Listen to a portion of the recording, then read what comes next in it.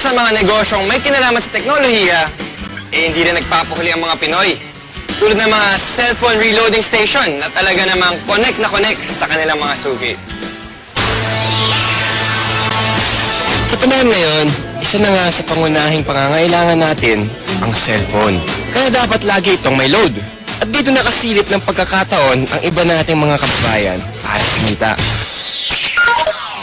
Ang V-Mobile, nakaisip ng paraan kung paanong sa pamamagitan lang ng isang telepono at isang SIM card, maaari nang makapagbenta ng load ng kahit anong network. Ano yan?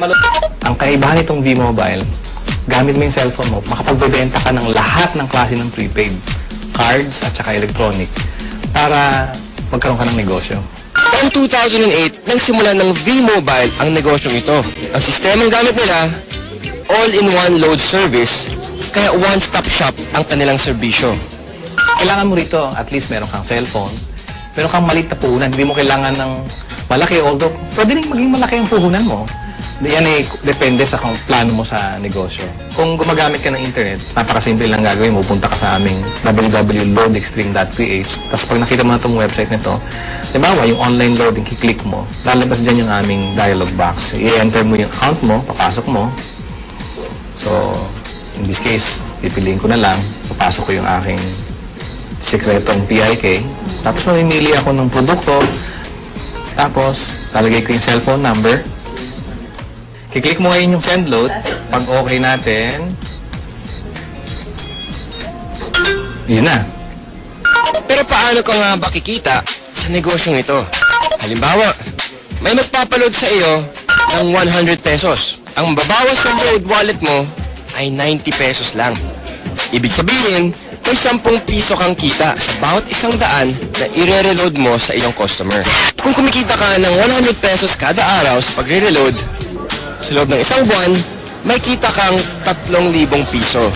Anip, tulad ni Peewee, na nakatuwaan lang daw noong una ang reloading business. Kasi nabuhat kami, nung nag-start kami noon, magbabarkada lang kami. So every night magkakasama kami. Nakakatuwa. Nung 5 lang kami nagsimula, 5 members na kami. Kapatid ko, mga barkada ko. Tapos may nagulat ako, yung 5 tao nagsimula niya. Ngayon, ano na kami, almost 100,000. So actually, nag-vlog pa siya na 100,000 members. Ayun, sa simpleng pagpindot-pindot lang daw niya ng cellphone, kumikita raw si Peewee ng mula 1,000 hanggang 5,000 piso kada linggo. Ayun, ano pang hinihintay niyo mga kapartner? Oras na para ang hilig niyo sa paggamit ng cellphone, pakinabangan niyo rin at maging isang maliit na negosyo. Kung mas pinili mo na lang manatili sa bahay ngayong summer, narito ang isang kapaki-pakinabang na tip. At dahil mainit ngayon, alam kong hindi nyo maiwasan na gamitin ang inyong mga aircon. Ito ang isang tip para makatipid kayo sa pagkonsumo ng kuryente. Ilagay sa timer mode ang aircon at iset sa 2 hanggang 3 oras lamang. Pagkatapos nito, buksan ang ventilador para mapanatili ang lamig ng kwarto. Ma-enjoy mo na ang lamig, makakatipid ka pa. O diba? Pwede naman eh.